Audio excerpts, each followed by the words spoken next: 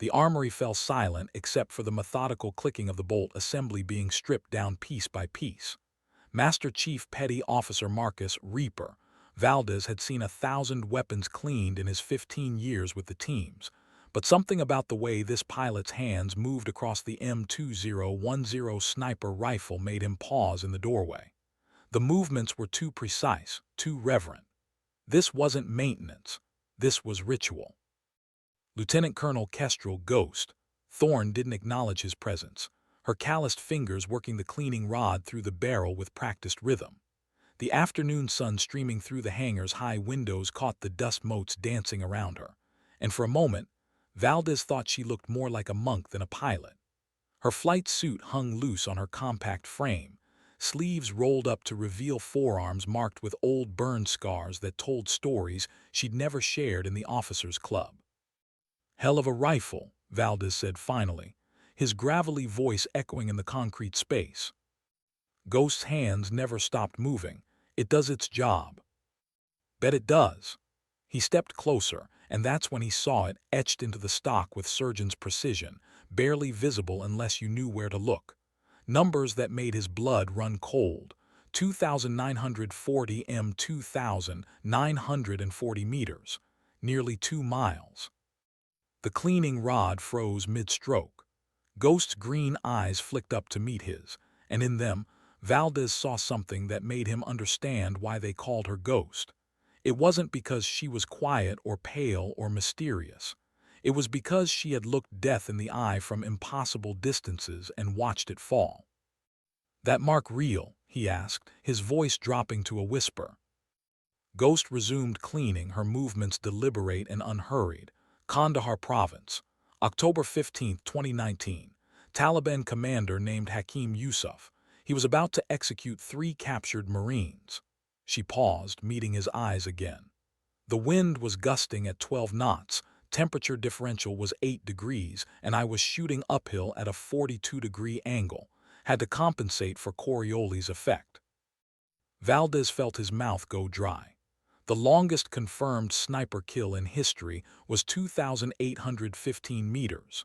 If that mark was real, if that impossible shot had actually happened, then the woman sitting in front of him had just redefined what was humanly possible. And nobody knew about it. The hangar's fluorescent lights hummed overhead as Ghost continued her work, each motion speaking of precision that came from somewhere deeper than training. This wasn't just about cleaning a weapon. This was about preparing for something that was coming, something that would require every ounce of skill she had ever learned. "Why are you telling me this?" Valdez asked. Ghost looked up one final time, and her smile was sharp as a blade. "Because tomorrow, you're going to need to believe it." The briefing room buzzed with the low murmur of 24 elite operators trying to make sense of an impossible mission. Colonel James Harrison stood at the head of the table, his weathered face grim as satellite images of a mountain fortress flickered across the projection screen. The Hindu Kush mountains loomed like sleeping giants, their peaks shrouded in clouds that seemed to mock any attempt at infiltration. "Gentlemen," Harrison began, then caught himself. "And lady, the target is here." He clicked a laser pointer at a cluster of buildings perched impossibly high on a ridge. Elevation, 4,200 meters, heavily fortified, estimated 40 to 60 hostiles, and somewhere in that rabbit warren is Dr. Elena Vasquez, the CDC epidemiologist who was taken 3 days ago. A Navy SEAL with Lieutenant's bars raised his hand. "Sir, with respect, why isn't this a Ranger mission? Or Delta? Why are we mixing air assets with ground pounders?" Harrison's eyes found Ghost, who sat perfectly still in the back corner, her flight suit making her look like she'd wandered into the wrong meeting. "Because, Lieutenant Murphy, the extraction window is exactly 17 minutes. That's how long our intel suggests before they move Dr. Vasquez to a location we can't track. The approach requires precision flying through a canyon system that would make most pilots soil themselves. And the overwatch position requires a shooting solution that pushes the limits of physics." The room fell silent. Everyone understood what that meant. Captain Diesel Rodriguez, a green beret with arms like tree trunks, scoffed under his breath. So we're trusting our six to some Air Force princess who probably learned to shoot at summer camp. Ghost's voice cut through the tension like a scalpel. Marine Corps, actually, and Camp Pendleton, not summer camp. She stood slowly, all 5'4" of her suddenly commanding the room's attention. Any other questions about my qualifications, Captain? Rodriguez's face flushed red, but before he could respond, Valdez spoke up. Trust me on this one. Do you want her watching your back? And you know this how, Chief? Valdez met Ghost's eyes across the room, because I've seen her work. The satellite image zoomed in, revealing guard towers, razor wire, and positions that would require surgical precision to neutralize. The fortress looked impregnable, a medieval castle updated with modern weapons and sensors. But Ghost was already studying the angles, calculating distances, wind patterns, and firing positions with the cold efficiency of a computer. Harrison continued the briefing, outlining insertion routes and extraction procedures, but Ghost's mind was elsewhere. She was seeing the shot that would matter, the impossible one that would either save lives or end them, the one that would prove whether that mark on her rifle meant anything at all. The CH-47 Chinook helicopter carved through the Afghan night like a mechanical whale, its twin rotors beating a rhythm that vibrated through every bone in the assault team's bodies. Ghost sat wedged between two massive seals, her sniper rifle case secured between her knees, watching the green glow of the crew chief's night vision goggles sweep the darkness outside. The helicopter's engines provided a constant drone that made conversation impossible, which suited her fine. She had nothing left to say. Through the small porthole window, the Hindu Kush mountains rose like black teeth against a starless sky. They were flying nap of the earth, using terrain masking to avoid radar detection, the pilots threading the helicopter through valleys that seemed barely wide enough for the aircraft's rotor disc.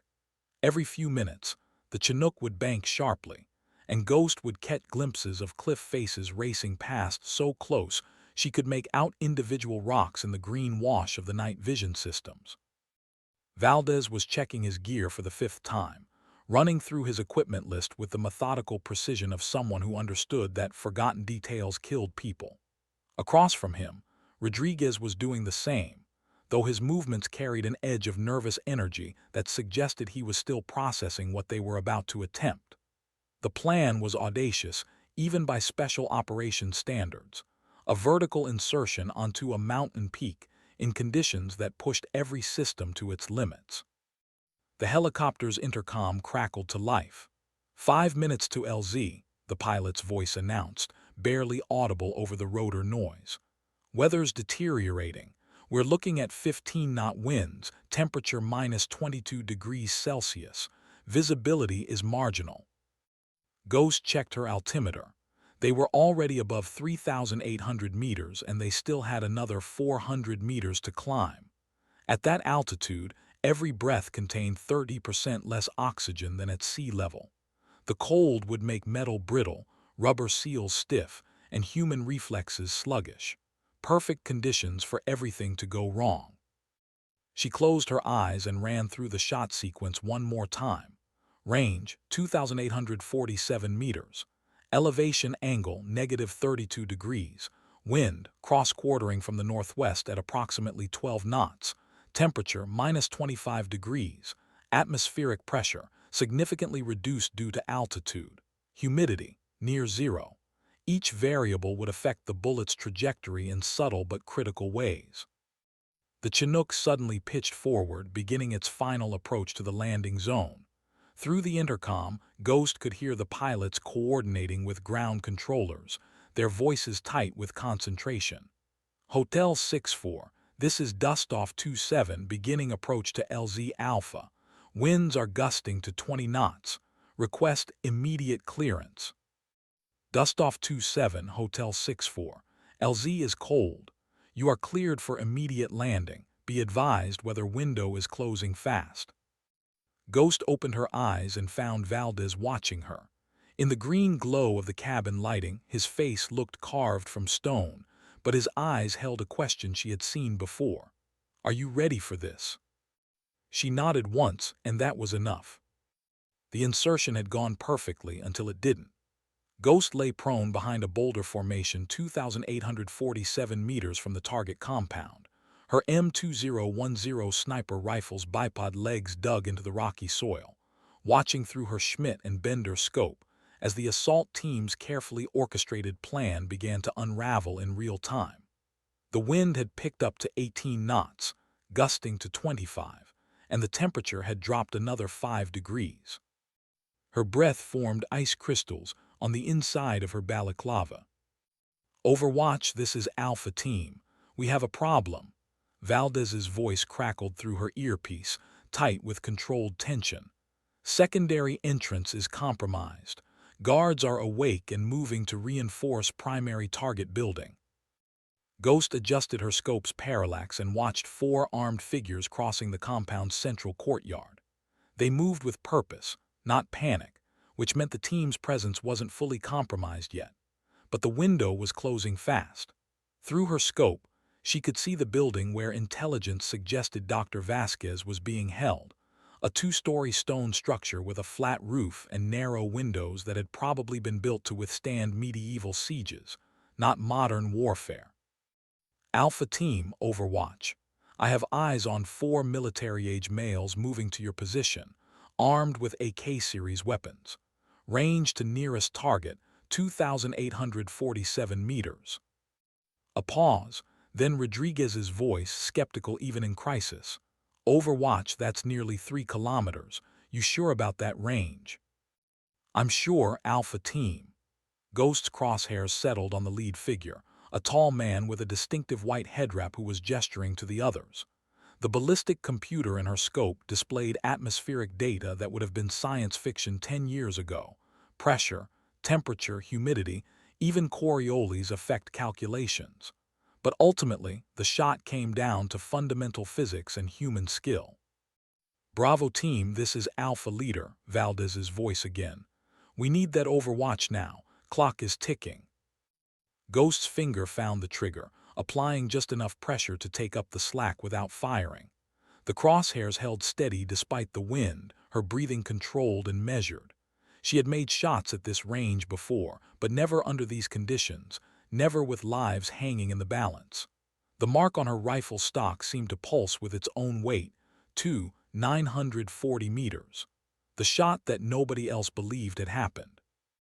"Alpha Team, Overwatch, on your command." The wind gusted, and Ghost compensated instinctively, her crosshairs tracking the target's movement across the courtyard. In her peripheral vision, she could see muzzle flashes beginning to strobe from the compound's windows. The firefight had begun, which meant she had seconds, not minutes, before everything went to hell. "Overwatch, Alpha Leader, take the shot."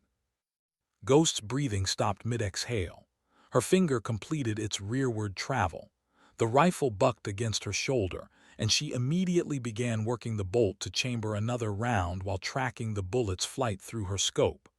At this range, the time of flight was over 3 seconds, an eternity in combat. The target dropped like a marionette with cut strings. "Holy shit," Rodriguez's voice whispered over the radio. "Overwatch, that was a confirmed hit.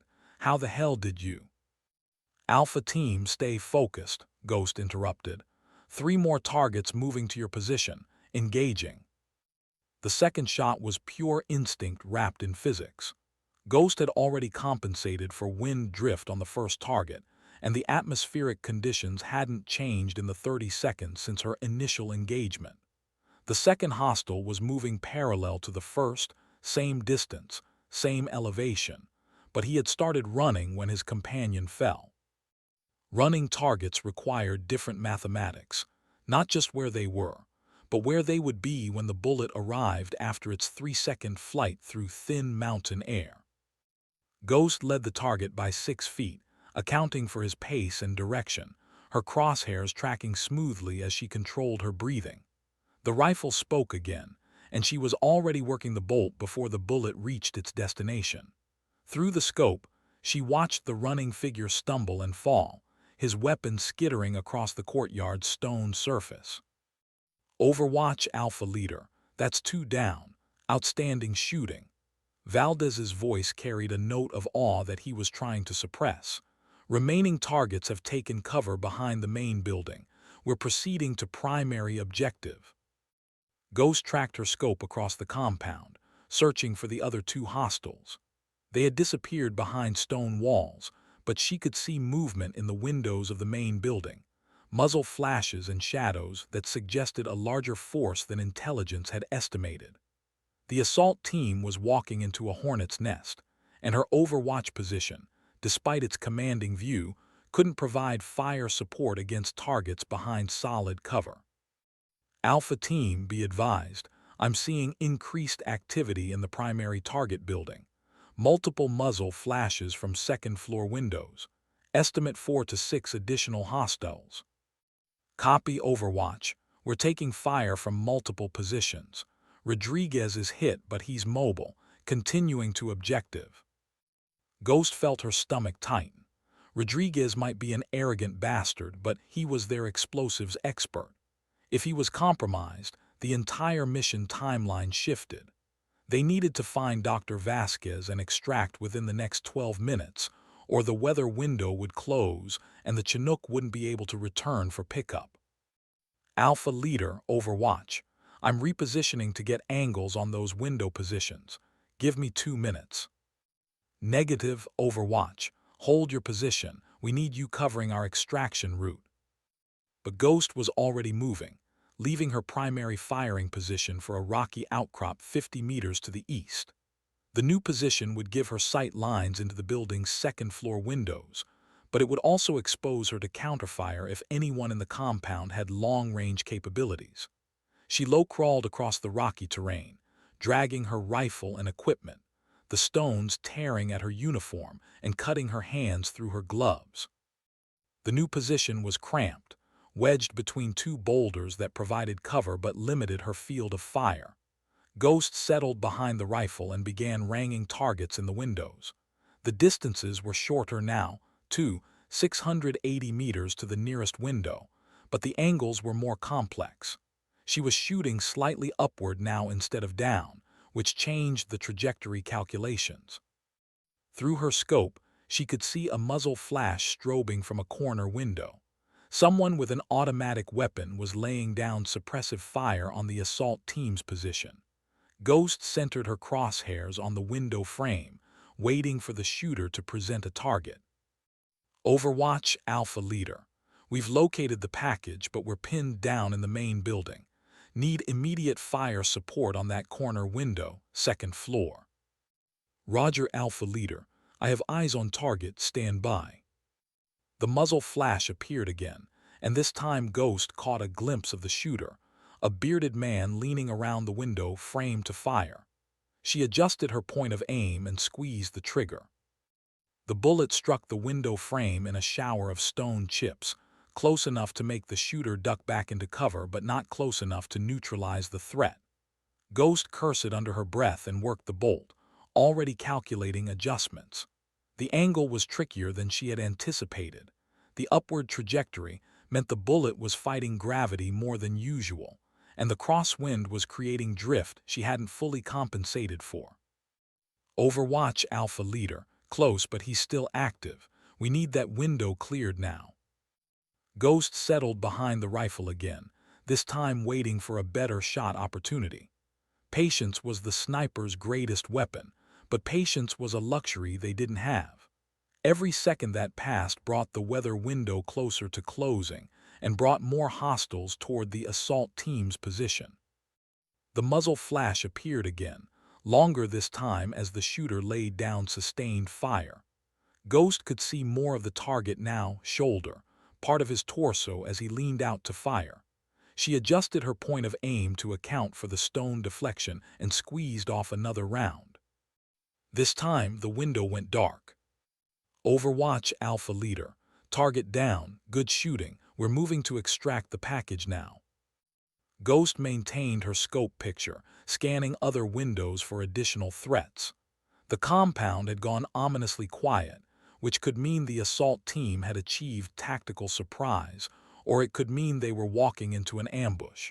In her experience, it was usually the latter. All stations, this is Dustoff 27. The Chinook pilot's voice cut through the tactical frequency. Weather is deteriorating rapidly. We have maybe 8 minutes before conditions exceed safe flight parameters. Whatever you're doing down there, do it faster. Ghost checked her altimeter and thermometer. The wind was now gusting to 30 knots, and the temperature had dropped to minus 30 degrees Celsius. At these temperatures, metal became brittle and machinery unreliable. The helicopter's engines would be working harder in the thin air, consuming fuel at an accelerated rate while fighting winds that could slam them into a mountainside without warning. Alpha Leader Overwatch, clock is ticking. What's your status? Overwatch, we've got the package, but she's in rough shape. Rodriguez is rigging charges to destroy the compound's communications equipment. We need another 3 minutes to complete secondary objectives. 3 minutes they didn't have. Ghost could see storm clouds building over the mountain peaks to the west, their dark mass promising the kind of weather that turned extraction missions into recovery operations. The smart move would be to abort secondary objectives and extract immediately, but Ghost knew Valdez well enough to understand that he wouldn't leave intelligence assets intact for the enemy to exploit. Alpha Leader, be advised, weather is going to shit rapidly. You need to move now. Roger Overwatch, beginning movement to extraction LZ. Rodriguez, how long on those charges? 30 seconds, Chief. Just need to. The radio went silent except for static. Then, after a heartbeat that felt like an hour, Rodriguez's voice crackled through the interference. Charges are set. Moving to extraction point. We've got company coming up the mountain road. Looks like reinforcements. Ghost swung her scope toward the road and felt her blood go cold. A convoy of 3 vehicles was climbing the switchback trail toward the compound, their headlights cutting through the darkness. Even at maximum range, she could see the distinctive profiles of military vehicles and the dark figures of armed men. The assault team had walked into a trap. Ghost's scope tracked the lead vehicle as it wound up the mountain switchbacks, its headlights sweeping across rock faces that dropped away into 1,000-foot chasms. The convoy was still 4 kilometers away, but at the rate they were climbing, they would reach the compound in less than 10 minutes. The assault team had perhaps 6 minutes to reach the extraction zone and get airborne before being caught in a crossfire between the reinforcements and whatever hostiles remained in the compound. All stations, this is Overwatch. 3-vehicle convoy approaching from the southeast, ETA 8 to 10 minutes. Recommend immediate extraction. Roger Overwatch. We're moving fast as we can with the package. Valdez's voice was tight with the controlled urgency of someone who had done this dance before and knew how quickly situations deteriorated.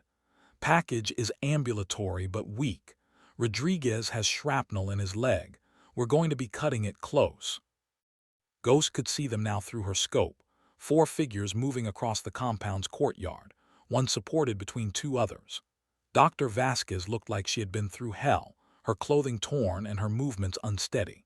Rodriguez was limping heavily, leaving a dark trail that could only be blood. The charges he had set detonated behind them in a series of bright flashes that temporarily blinded Ghost's night vision, but when her sight cleared, she could see the communications building was a smoking ruin. Dustoff 27, this is Alpha Leader. Package is secure, moving to extraction LZ. What's your status on approach? Alpha Leader Dustoff. I'm beginning approach run now, but winds are gusting to 35 knots and visibility is dropping fast. You've got about 5 minutes before I have to scrub this mission. 5 minutes. Ghost tracked the convoy again. They had made better time than she expected on the mountain road. The lead vehicle was now less than 2 kilometers from the compound, close enough that she could make out individual figures in the truck bed. They were carrying heavy weapons, what looked like a Soviet-era DSHK heavy machine gun and possibly an RPG-7 rocket launcher. Alpha Leader Overwatch. Convoy is moving faster than anticipated. Lead vehicle is now 1,800 meters from compound and closing. They have crew-served weapons. Copy Overwatch, can you engage? Ghost ran the calculations in her head. The lead vehicle was at extreme range, moving on an unpredictable course, and presented a small target profile as it climbed toward them. Even if she could hit it, disabling one vehicle wouldn't stop the other two. But there was another option, one that would require the kind of precision shooting that existed only in theory until someone proved it was possible. Alpha Leader, negative on direct engagement. But I might have a solution. There's a rockfall zone about 500 meters below the lead vehicle's position. If I can trigger a landslide across the road, it would block the convoy's advance. Overwatch, that's ambitious. Can you make that shot? Ghost was already ranging the target area, a section of loose scree and boulders perched above a narrow section of the mountain road. The distance was 3,100 meters, well beyond the range at which she had ever attempted such a shot. But the physics were sound. A high-velocity bullet striking unstable rock at the correct angle could trigger a cascade that would make the road impassable. Alpha Leader, I can try, but I need you to move faster. This is going to take multiple shots, and once I start shooting, they'll know exactly where I am. Roger, Overwatch. We're double timing it. Rodriguez, quit bleeding on everything and pick up the pace. Funny, Chief. Real fucking funny. Rodriguez's voice was strained but defiant. Package is doing better than I am. Ghost centered her scope on the rockfall zone and began her firing sequence. The first shot was pure ballistics. Strike a specific boulder at a precise angle to destabilize the slope. The second and third shots would need to hit different points to create a cascade effect. It was the kind of shooting that existed more in computer simulations than reality, but the alternative was watching the convoy reach the compound and trap the assault team in a kill zone. She controlled her breathing, found her natural respiratory pause, and squeezed the trigger. The rifle bucked, and she immediately began working the bolt while tracking the bullet's flight. At 3,100 meters, the time of flight was nearly 4 seconds. The first boulder shifted, but didn't fall. Ghost adjusted her point of aim and fired again. This time, the mountainside came apart. The landslide began as a whisper of shifting stone, then grew into a roar that could be heard even over the Chinook's approaching rotors.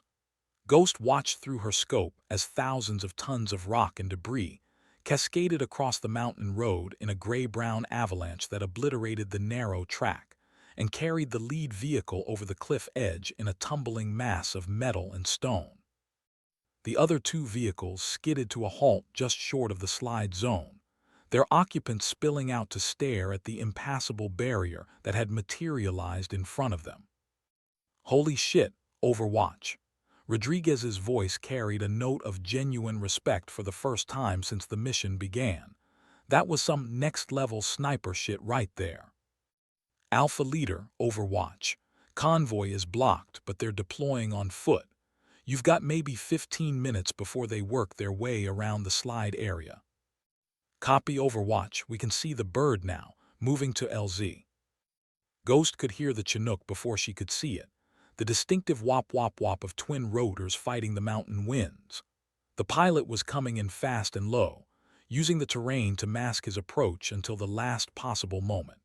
She could imagine what it was like in the cockpit, flying on instruments through mountain passes in conditions that would ground most aircraft, fighting crosswinds that could slam them into a cliff face without warning. Through her scope, she tracked the assault team's movement toward the landing zone, a flat area of broken ground about 400 meters from the compound. Valdez was half carrying Dr. Vasquez, while Rodriguez limped along behind them, his rifle ready despite his wounds. They looked like figures in a painting, small and vulnerable against the vast darkness of the Hindu Kush Mountains. The Chinook materialized out of the darkness like a mechanical ghost, its pilots threading the aircraft between rocky spires with precision that defied physics. The helicopter flared hard, its nose pitching up as the pilots killed forward speed and began their descent to the landing zone. But the winds were worse than they had anticipated. Ghost could see the aircraft weather-vaning in the gusts, its tail rotor fighting to maintain heading control. Dustoff 27 Alpha Leader. We're at the LZ but you're drifting east. Come left 20 degrees. Alpha Leader, I'm fighting 30-knot gusts here. This is about as stable as it's going to get. Get your people aboard now. Ghost watched the loading sequence through her scope, counting seconds that felt like hours. Dr. Vasquez was lifted aboard first, then Rodriguez, his leg wound leaving dark stains on the helicopter's ramp.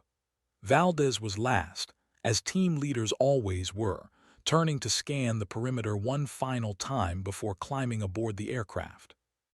But as the Chinook began to lift off, Ghost caught movement in her peripheral vision. The hostiles from the compound, the ones who had taken cover when she started shooting, were moving toward the landing zone. They had circled around behind the extraction point and were now in position to engage the helicopter during its most vulnerable phase of flight. Alpha Leader, Overwatch. You have dismounted hostiles moving to your 6, approximately 200 meters from the LZ. They're setting up what looks like an RPG position. Copy Overwatch. Bird is committed to takeoff sequence. Can you engage? Ghost swung her rifle toward the new threat, but the angle was wrong. The hostiles were using terrain features to mask their movement, and her position didn't provide a clear shot. She needed to move again, but there wasn't time. The Chinook was already 50 feet off the ground and climbing, but it was still within effective range of a rocket-propelled grenade. Negative, Alpha Leader. I don't have a shot from this position. The words felt like admitting failure. She was supposed to be the Overwatch, the guardian angel who kept the assault team safe during their most vulnerable moments. But angles and physics were unforgiving masters, and sometimes even the best marksmen in the world couldn't bend bullets around mountains. Roger, Overwatch. We're going to have to run for it and hope. The sentence was cut off by the distinctive whoosh of an RPG launch.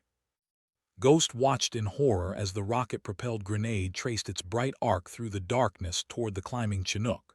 The helicopter was perhaps 100 feet above the ground now, gaining altitude but still vulnerable, its pilots focused on the delicate task of flying through mountain turbulence with a full load.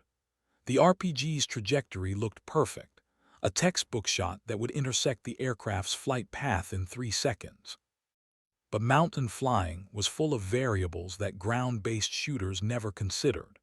The wind that was making the helicopter difficult to control also affected the RPG's flight, and the thin air that reduced engine performance also reduced the rocket's effectiveness. The grenade passed just below the Chinook's belly, close enough that Ghost could see the aircraft's landing lights flicker as the pilots reacted to the near miss. Taking fire, taking fire.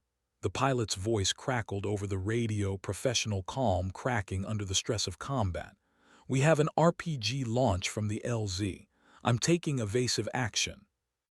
The Chinook jinked hard left, then right, its pilots using the aircraft's agility to make targeting more difficult.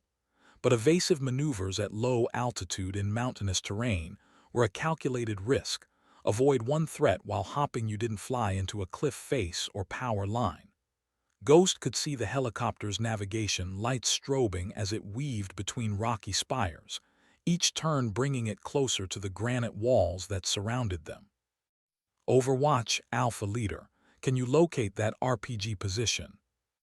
Ghost was already moving, abandoning her carefully prepared firing position for a rocky ledge that would give her a different angle on the landing zone. She low-crawled across 30 meters of loose scree, her rifle and equipment dragging behind her, stones cutting through her uniform and drawing blood from her hands and knees. The new position was exposed and uncomfortable, but it provided sight lines into the area where the RPG had launched. Alpha Leader, Overwatch repositioning. Give me 30 seconds. We don't have 30 seconds. They're setting up for another shot. Ghost reached the new position and threw herself prone behind the rifle, her scope sweeping the area below the landing zone. There, movement behind a cluster of boulders, perhaps 2,200 meters from her position. She could see two figures, one holding what was unmistakably the distinctive profile of an RPG-7 launcher. They were reloading, which meant she had perhaps 20 seconds before they could fire again. The range was challenging but not impossible. The targets were stationary, focused on their own weapon system rather than scanning for threats. Ghost settled behind her rifle and began her firing sequence, controlling her breathing despite the adrenaline that was making her heart race. The crosshairs found the RPG gunner and held steady. Alpha Leader, Overwatch. I have eyes on RPG position. Engaging now. Ghost's finger took up the trigger slack as she tracked the target through her scope. The hostile was kneeling behind the launcher, his assistant feeding another rocket into the tube. Perfect target presentation, stationary, upright, clearly defined against the rocky background. She found her natural respiratory pause and completed the trigger press. The rifle bucked against her shoulder, and she immediately worked the bolt while tracking the bullet's flight.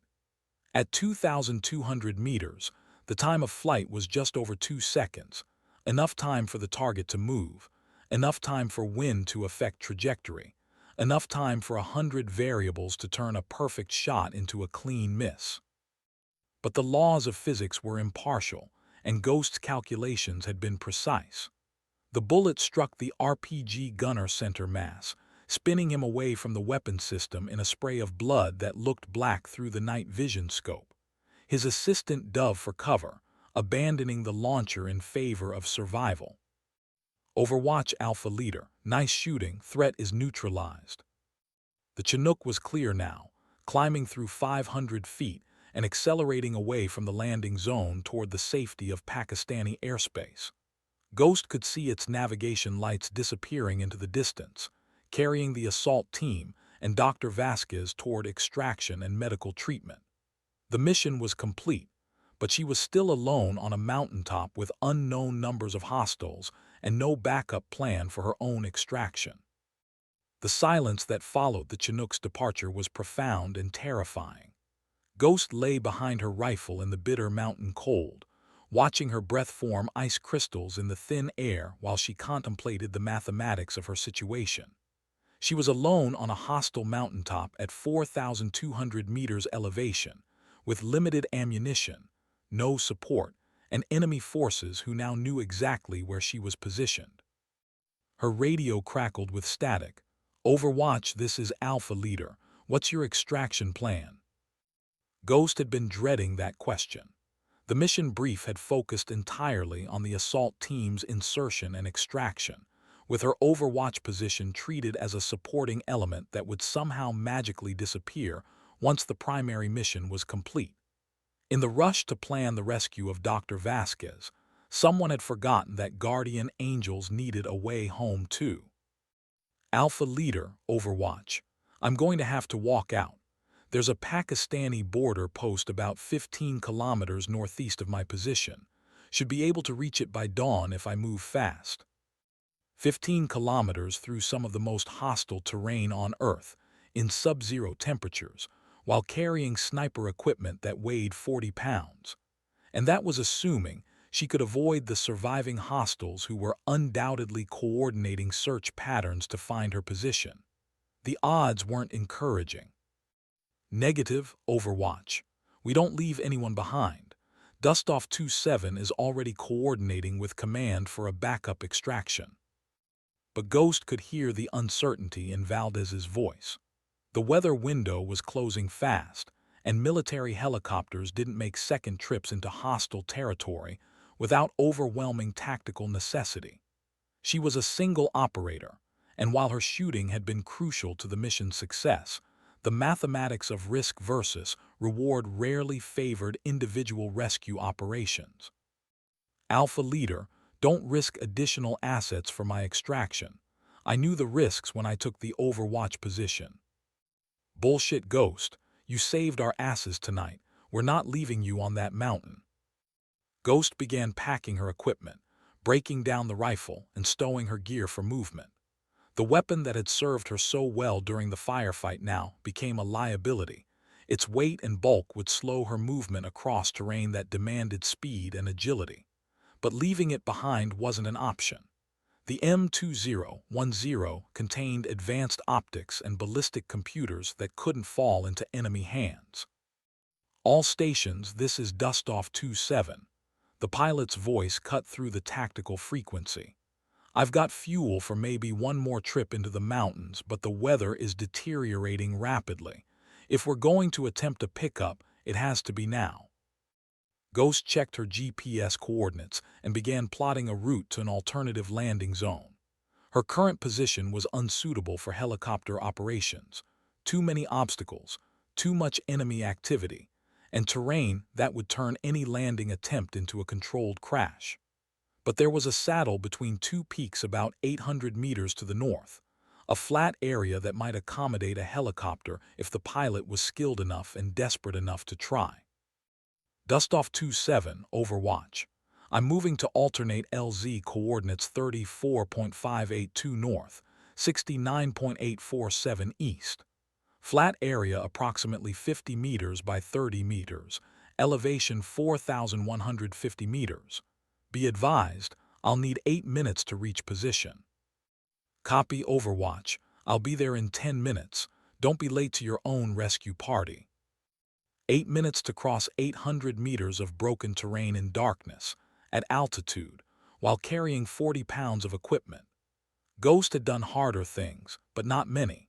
She secured her gear and began moving, using the night vision scope to pick her way between boulders and across patches of loose scree that could trigger a fall or send rocks cascading down to alert any hostiles below.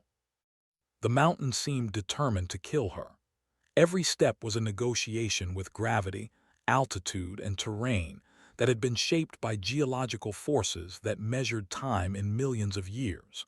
Her boots slipped on ice-covered rocks, and more than once she had to arrest a fall that would have sent her tumbling into a crevasse that had no bottom she could see. Behind her, she could hear voices. The survivors from the compound were organizing search parties, their flashlights sweeping the mountainside like mechanical eyes. They were methodical and professional, which meant they weren't just angry farmers with AK-47s. These were trained soldiers who understood tactics and terrain, and they were closing the net around her position with disciplined precision. Ghost reached the alternate landing zone with 2 minutes to spare, throwing herself down behind a low stone wall that had probably been built by shepherds decades ago. Her lungs burned in the thin air, and her heart was pounding with the kind of exhaustion that came from pushing human physiology beyond its designed limits. But she was alive, and she was in position. The Chinook appeared right on schedule, its pilots demonstrating the kind of flying that would have been impressive at sea level, and was simply miraculous at 4,150 meters. The helicopter flared hard over the landing zone, its rotor wash kicking up a storm of dust and debris that turned the world into a gray-brown chaos of flying stones and frozen earth. Ghost sprinted toward the aircraft, her equipment bouncing with each stride, the helicopter's crew chief reaching out to pull her aboard even before she reached the ramp.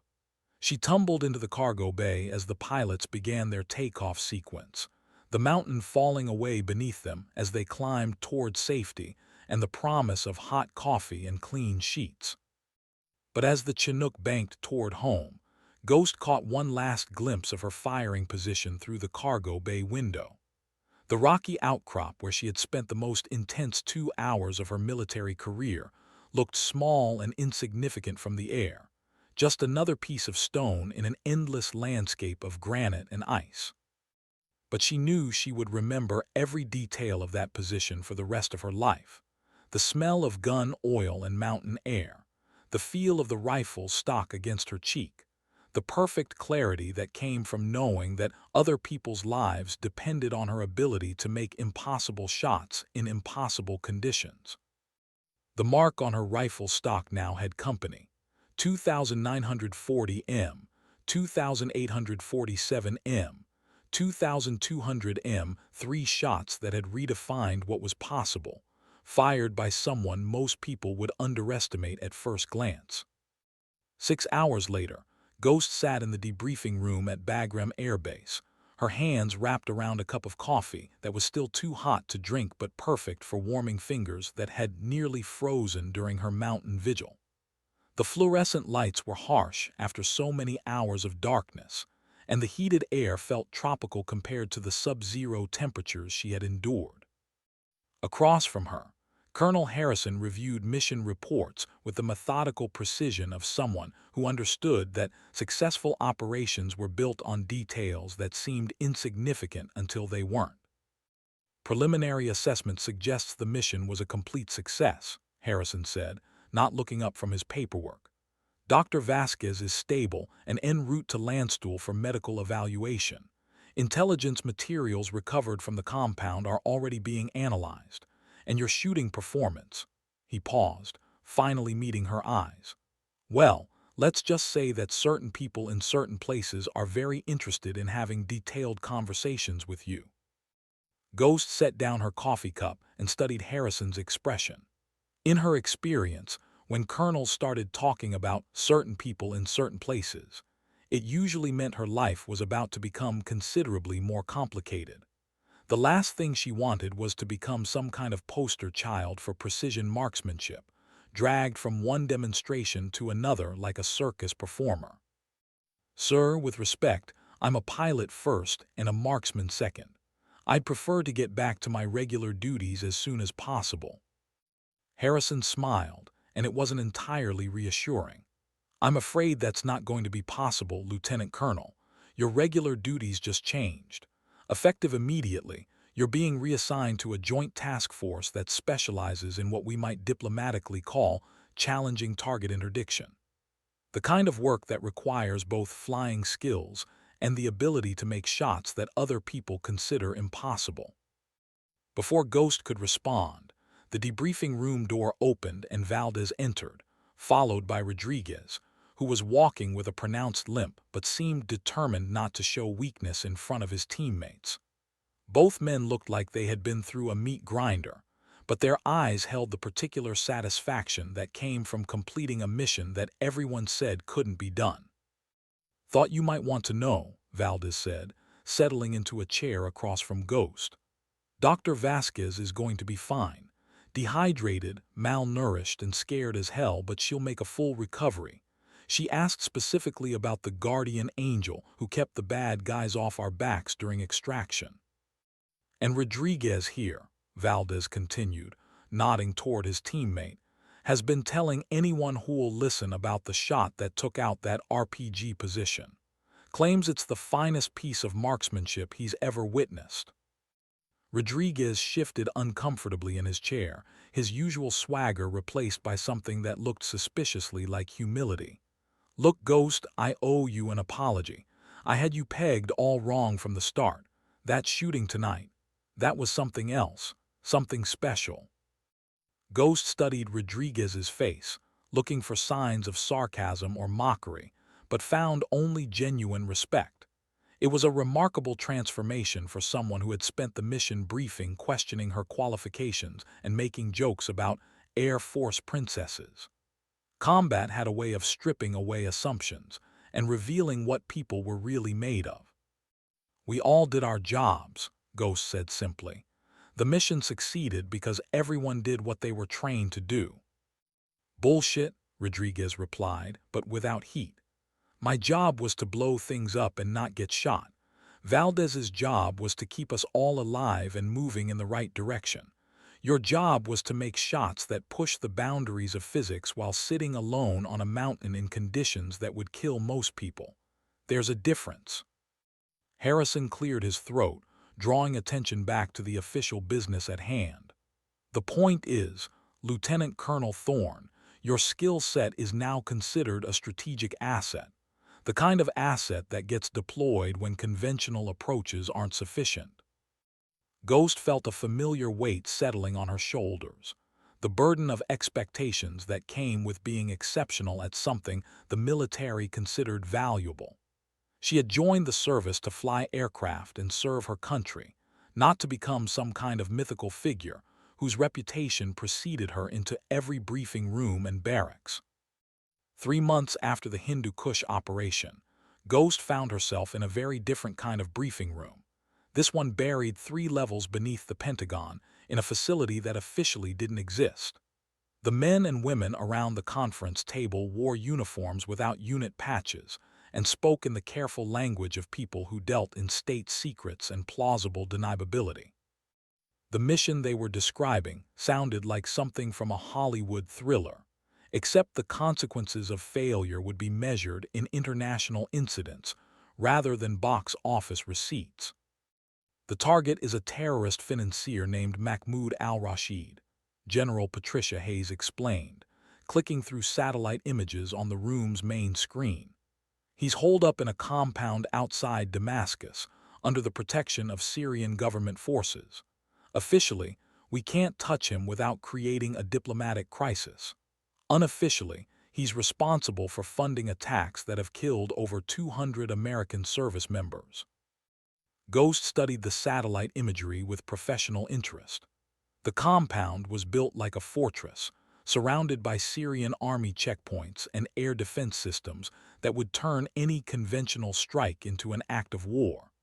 But there was something about the terrain that caught her attention, a series of hills to the north that might provide sight lines into the target area. "What's the range from those northern hills to the compound?" Ghost asked. General Hayes smiled. "I was wondering when you'd ask that question. Range is 3,400 meters, well beyond anything that's ever been attempted in combat conditions." 3,400 meters, over 2 miles, a shot that existed only in theoretical ballistics calculations and computer simulations, the kind of distance that made her previous long-range engagements look like close-quarters combat. At that range, the bullet would be in flight for over 4 seconds, during which time atmospheric conditions, target movement, and a dozen other variables could turn a perfect shot into a complete miss. "So that's ambitious," Ghost said carefully. "It's impossible," Colonel Martinez interjected. Martinez was the task force's senior intelligence officer, a man who had spent 20 years in special operations before moving into the analytical side of the business. "The longest confirmed sniper kill in history is 2,815 meters. What you're talking about is 30% beyond that. The margin for error is so small it might as well not exist." But General Hayes was looking at Ghost with the expression of someone who had read classified after-action reports and knew exactly what she was capable of. "Lieutenant Colonel Thorne, your previous engagements suggest that you might be uniquely qualified to attempt this shot. The question is whether you're willing to try." Ghost felt the familiar weight of expectation settling around her like a mantle. Every extraordinary shot she had made created pressure for the next one to be even more impossible, until she was trapped in an escalating cycle of challenges that pushed the boundaries of human capability. But she also understood the strategic implications of what they were asking. If conventional military action wasn't possible, and if covert operations carried too much risk of exposure, then precision marksmanship from extreme range might be the only option that served both tactical and political requirements.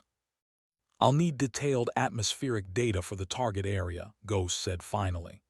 "Temperature, humidity, barometric pressure, wind patterns for the last 6 months. I'll need the exact specifications for the target building, construction materials, window thickness, interior layout. And I'll need a spotter who understands advanced ballistics."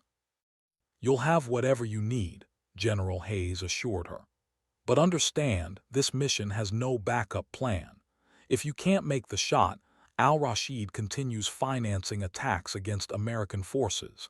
If you miss and expose our position, it becomes an international incident that could destabilize the region." "And if I make the shot?" "If you make the shot, Lieutenant Colonel, you'll have just redefined what's possible in modern warfare." Ghost stared at the satellite imagery, visualizing angles and trajectories that would require mathematical precision beyond anything she had ever attempted. 3,400 meters through urban atmosphere, with potential for civilian casualties and diplomatic disasters if anything went wrong. It was the kind of shot that could end a career as easily as it could make history. "When do we deploy?" she asked. The hills north of Damascus were nothing like the Hindu Kush Mountains. Instead of granite peaks and alpine silence, Ghost found herself positioned in a landscape of olive groves and ancient stone terraces, where the Mediterranean climate created atmospheric conditions that shifted throughout the day in predictable patterns. The hide position she had selected was built into the ruins of a Byzantine watchtower, its millennium-old stones providing both concealment and a stable firing platform for the kind of precision work that would either make history or end her career. Master Sergeant David, calculator. Kim lay beside her with a spotting scope, his notebook filled with atmospheric readings that he had been collecting for the past 18 hours. Kim was a former physics professor who had joined the Army after 9/11 and discovered he had an unusual talent for long-range ballistics. His ability to calculate wind drift, atmospheric pressure effects, and Coriolis force had made him the most sought-after spotter in special operations. "Wind is steady at 8 knots from the northwest," Kim reported, his voice barely above a whisper. "Temperature is 22 degrees Celsius, humidity at 43%. Barometric pressure is 1,013 millibars and stable." He paused to check his calculations. "At 3,400 meters, you're looking at a bullet drop of approximately 47.8 meters and wind drift of 3.2 meters to the southeast." Ghost adjusted her scope settings and settled behind the rifle. The weapon was a modified M2010, equipped with experimental optics that provided real-time atmospheric data and ballistic calculations. The scope's display showed a bewildering array of numbers and symbols that would have been incomprehensible to most marksmen, but to Ghost, it was a language as familiar as her native English. Through the scope, she could see the target compound with startling clarity. The building was a modern structure of concrete and glass, surrounded by gardens and security walls that spoke of serious money and serious paranoia. Syrian army checkpoints controlled every approach, their soldiers carrying weapons that could turn any ground assault into a massacre. But precision marksmanship had always been about finding solutions that conventional tactics couldn't provide. "Target is in the third-floor window," Kim reported, tracking movement through his spotting scope. "Male, approximately 175 centimeters, wearing a white shirt. He's been following the same routine for the past 3 days, appears at the window at 1400 hours, talks on his phone for approximately 10 minutes, then moves away from the window." Ghost found the target through her own scope. Mahmoud al-Rashid looked unremarkable, a middle-aged man with graying hair, and the soft physique of someone who spent his days behind a desk rather than in training camps.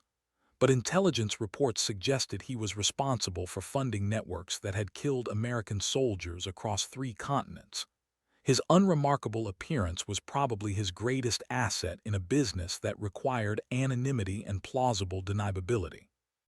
"Range confirmed at 3,387 meters, Ghost said, reading the numbers from her scope's display. "Atmospheric conditions are optimal. Target is stationary and clearly defined." This was the moment that separated theoretical capability from practical application. All the training, all the previous shots, all the mathematical calculations came down to this single trigger press. Either the laws of physics would bend to human will and precision, or they would demonstrate the limits of what was possible with current technology and human skill. "You are go for the shot," Kim confirmed. "Wind is steady, atmospheric conditions are stable, target is stationary." Ghost controlled her breathing, found her natural respiratory pause, and began the final pressure on the trigger. At 3,387 meters, the bullet would travel for 4.2 seconds, enough time for her to work the bolt and be ready for a follow-up shot if the first one missed. But she had only one opportunity. If al-Rashid moved away from the window after the first shot, there might not be another chance for weeks or months. The rifle bucked against her shoulder and Ghost immediately began tracking the bullet's flight through her scope while Kim called out time intervals. 1 second, 2 seconds, 3 seconds, 4 seconds. Through the scope, Ghost saw the window explode inward in a shower of glass and debris. Al-Rashid's figure disappeared from view, and within seconds, the compound erupted in activity as security personnel responded to what they probably assumed was a rocket attack or car bomb. "Target down," Kim confirmed. "That's a confirmed hit at 3,387 meters. Jesus Christ, Ghost. I think you just wrote a new chapter in the sniper handbook." Ghost worked the bolt and chambered another round, maintaining her scope picture in case a follow-up shot was required. But the compound's activity patterns suggested that Al-Rashid was no longer a factor in anyone's calculations. Syrian soldiers were sealing the building and calling for medical assistance that wouldn't be needed. The radio crackled with coded confirmations from intelligence assets who had been monitoring the compound. Al-Rashid was dead, eliminated by a shot that had traveled over 2 miles through urban atmosphere to find its target with surgical precision. The terrorist financing network he had spent years building would now collapse without his leadership and connections. "All stations, this is Control. Mission is complete. Extraction team is en route to pick up Point Alpha. Outstanding work." Ghost began breaking down her rifle, but her movements were automatic. Her mind was already processing what had just happened, a shot that pushed the boundaries of physics and proved that human skill could overcome seemingly impossible odds.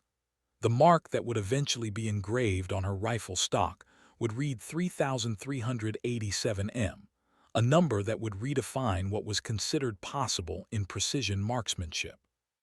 2 years later, Ghost stood at the podium of the Special Operations Command Auditorium, looking out at an audience of operators, commanders, and Pentagon officials who had gathered to hear lessons learned from what military historians were already calling the Damascus shot. The PowerPoint presentation behind her showed ballistic charts and atmospheric data, but the real story was written in the faces of the men and women who understood that warfare was evolving in ways that required new thinking about what was possible.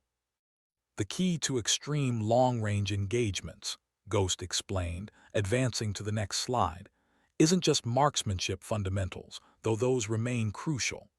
It's understanding that at ranges beyond 3,000 meters, you're not just shooting a rifle, you're conducting a physics experiment in real time, with multiple variables that interact in complex ways."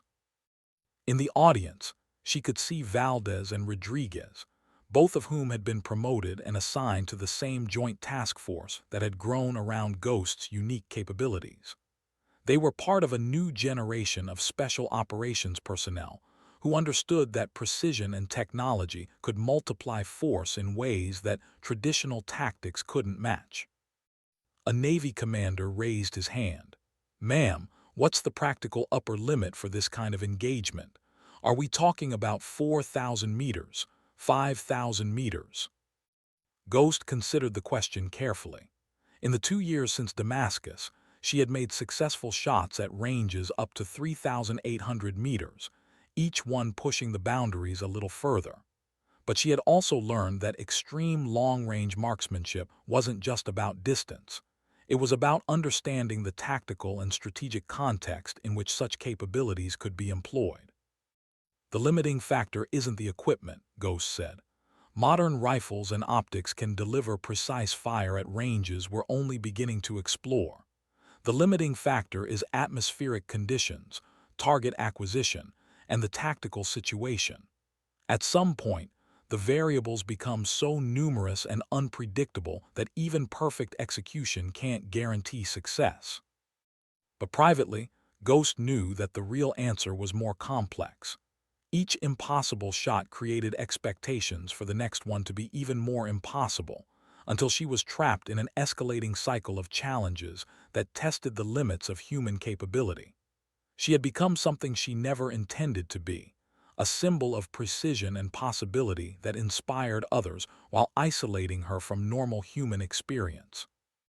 After the presentation, Ghost walked through the corridors of the Pentagon, her footsteps echoing off polished floors that had seen decades of military leaders grappling with strategic challenges.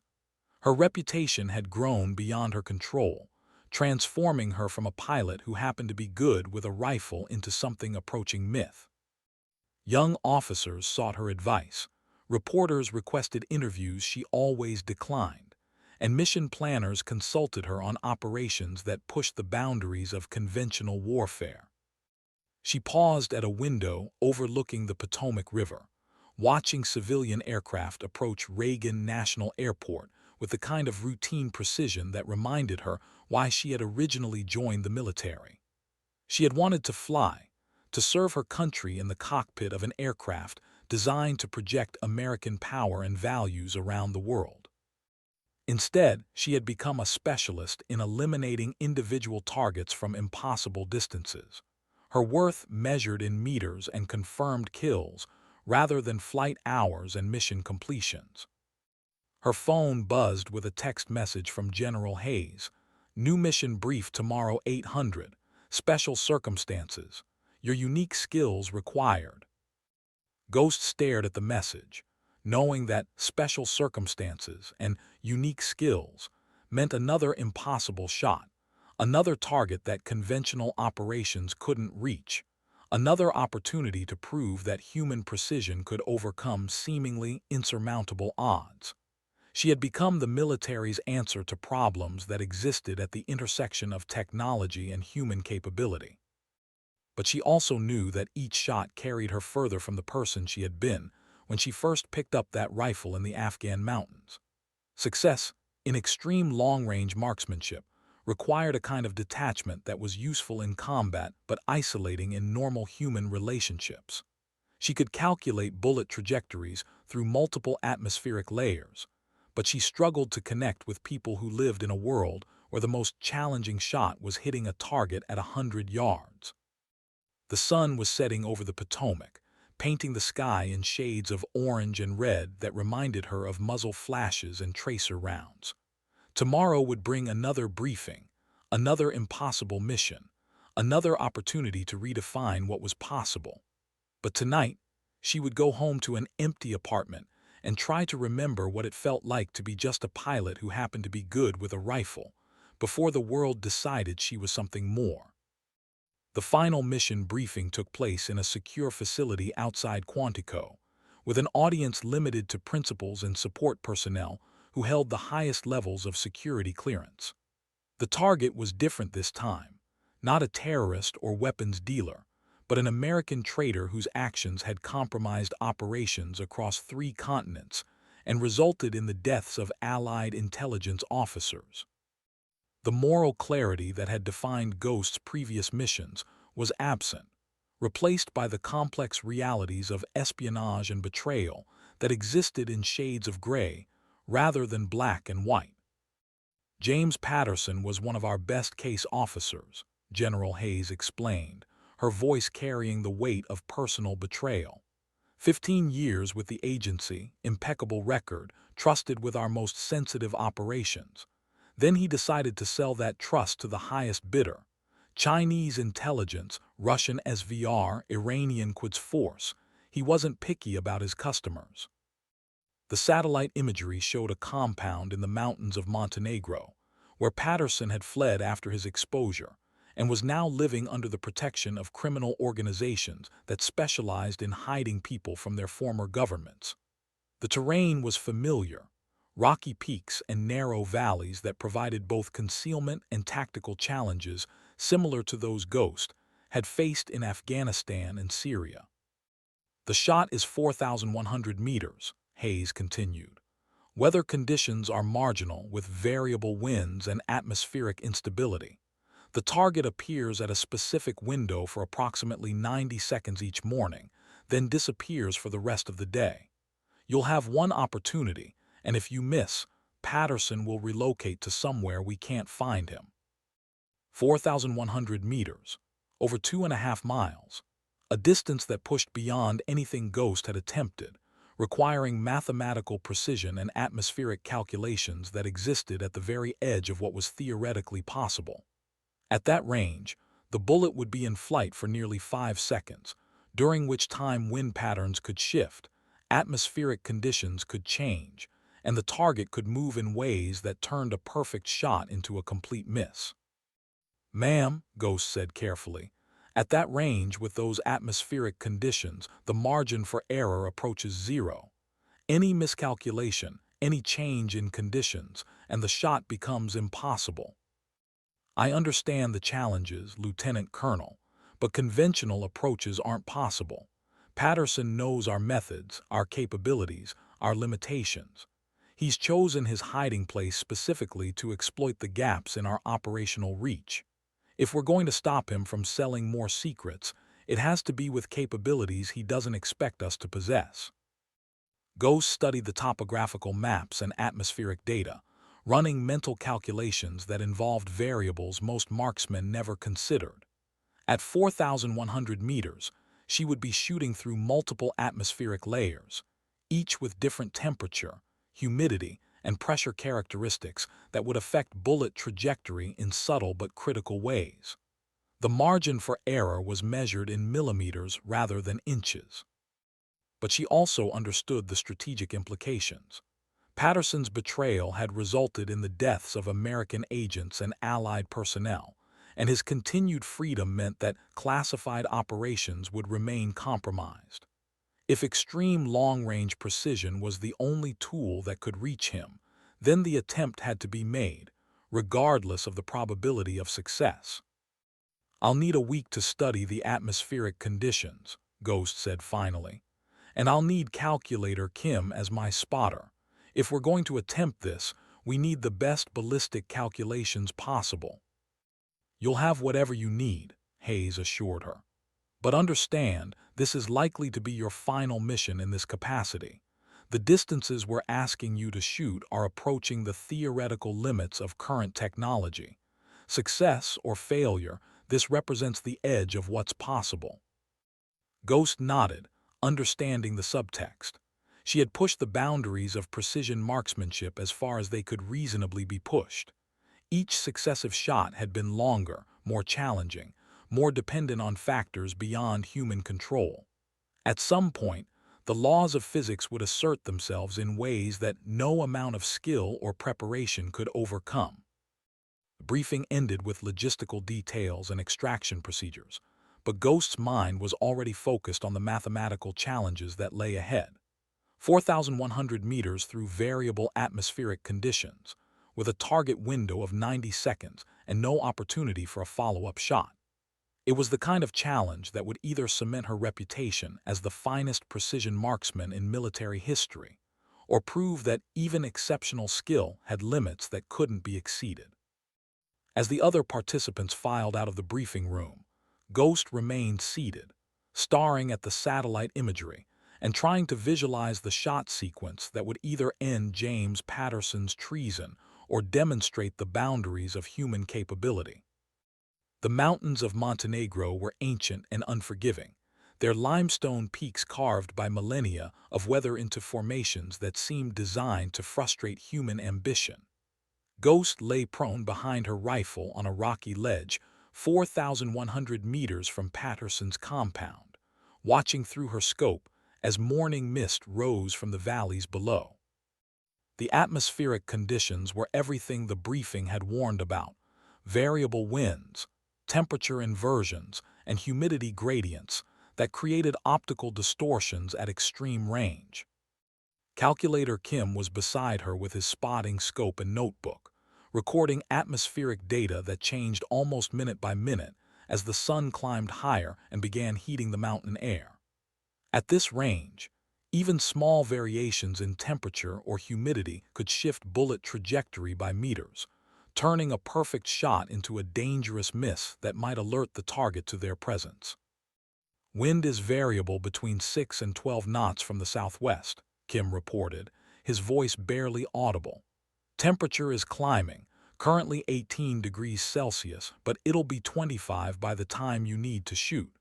Humidity is dropping as the sun climbs, currently at 68%. Ghost adjusted her scope settings to compensate for the changing conditions, but she knew that any calculations based on current atmospheric data would be meaningless by the time Patterson appeared at his window. At 4,100 meters, the bullet would travel through multiple atmospheric layers, each with different characteristics that would affect trajectory in ways that couldn't be precisely predicted. Target window opens in 6 minutes, Kim announced. Based on the pattern we've observed, Patterson appears at the window at exactly 8:47 hours, remains visible for approximately 90 seconds, then disappears until the next day. Ghost settled behind the rifle and began her pre-shot routine, controlling her breathing and heart rate while running through the ballistic calculations one final time. 4,100 meters through variable atmospheric conditions, with a target exposure window of 90 seconds. The bullet would be in flight for 4.8 seconds, during which time atmospheric conditions could change in ways that rendered all her preparations meaningless. Through her scope, she could see the target building with crystalline clarity. Patterson's compound was built into the side of a mountain, its windows designed to provide commanding views of the valleys below while minimizing exposure to observation from above. The specific window where intelligence suggested Patterson made his daily appearance was a narrow opening in the building's eastern wall, protected by overhanging eaves that would complicate the shot angle. 5 minutes to target window, Kim reported. Atmospheric conditions are stabilizing. Wind is steady at 9 knots southwest, temperature 20 degrees and climbing slowly. Ghost found her natural point of aim and settled behind the rifle, her breathing controlled and rhythmic despite the adrenaline that was making her heart race.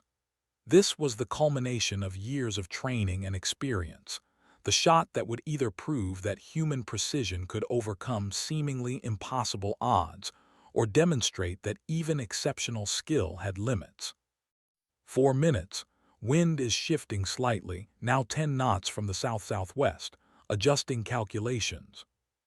The scope's ballistic computer displayed a bewildering array of numbers and symbols, each representing a variable that could affect bullet trajectory at extreme range. Ghost made final adjustments to her point of aim, compensating for wind drift, bullet drop, atmospheric pressure, and the Coriolis effect that became significant at distances beyond 3,000 meters.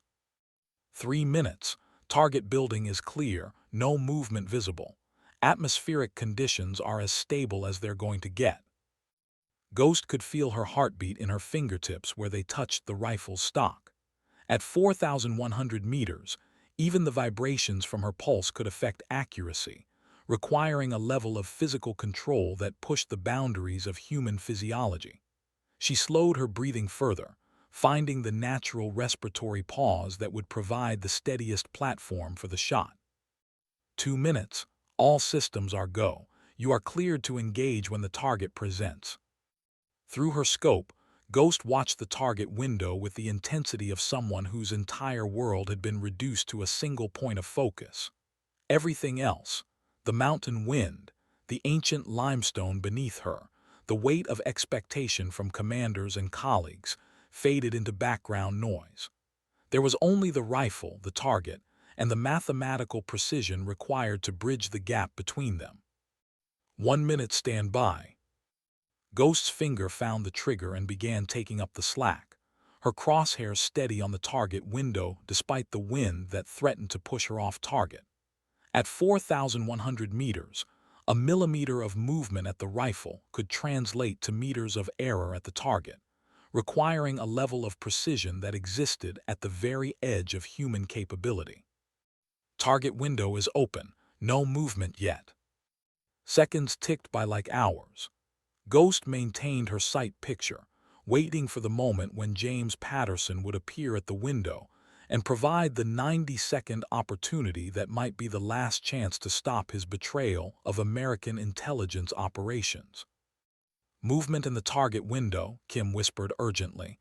Male figure approaching. Target is now visible. You are cleared to engage.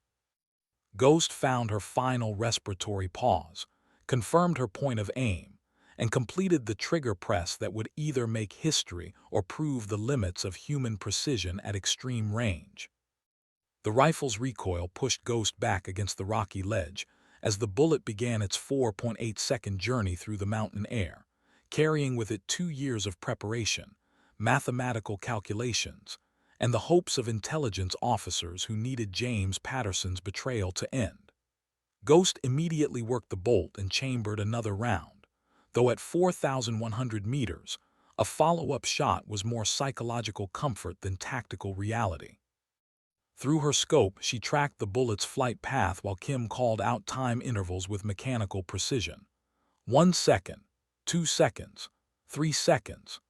At this range, the bullet was traveling through multiple atmospheric layers, each with different temperature, pressure, and humidity characteristics that could deflect its trajectory in ways that no amount of calculation could perfectly predict.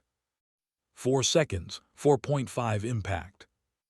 The target window exploded in a shower of glass and debris, the effect visible even at 4,100 meters as the bullet's kinetic energy transferred into the building's structure.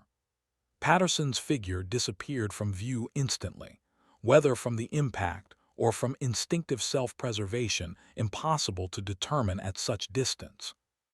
"Target is down," Kim confirmed, his voice tight with professional excitement.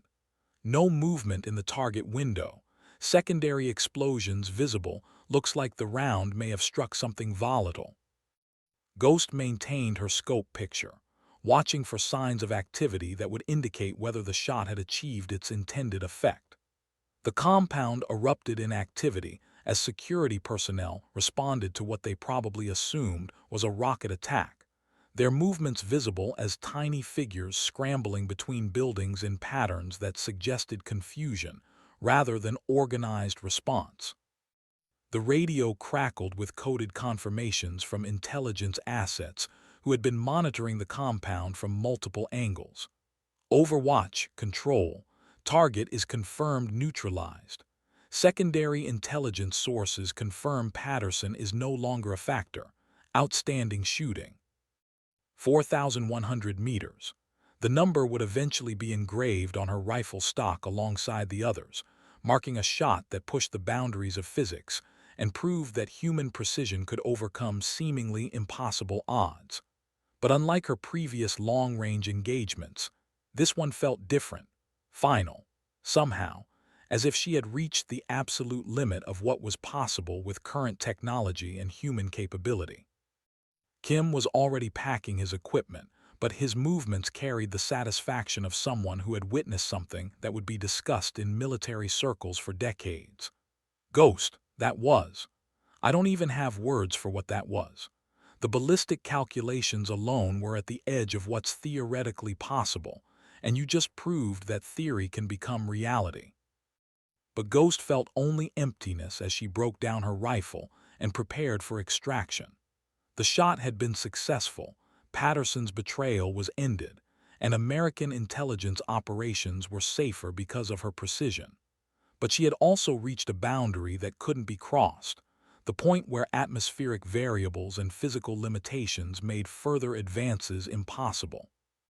The helicopter extraction was routine, lifting them off the Montenegro mountainside and carrying them toward a friendly base where debriefing officers would want detailed accounts of every aspect of the mission. But Ghost's mind was elsewhere, processing what it meant to have reached the absolute limit of her chosen profession. During the flight, she stared out at the mountains below and realized that her career as an extreme long-range marksman was effectively over. There were no more impossible shots to attempt, no more boundaries to push, no more records to set. She had reached the edge of what was possible with current technology and human skill, and future advances would require different people with different capabilities. The thought should have been depressing, but instead Ghost felt something approaching relief. For years, she had been defined by her ability to make impossible shots, her worth measured in meters and confirmed kills, rather than the pilot's skills that had originally drawn her to military service. Now, perhaps, she could return to being the person she had been before the world decided she was something more. As the helicopter crossed into friendly airspace, Ghost closed her eyes and tried to imagine what came next. Return to flying, perhaps, or training the next generation of precision marksmen who would push the boundaries even further with improved technology and techniques. The mark on her rifle stock would read 4100M, but it might also be the last such mark she ever made. The mountains fell away beneath them, ancient and eternal, indifferent to human ambitions and the mathematical precision required to bridge impossible distances. In their silence, Ghost found something approaching peace with the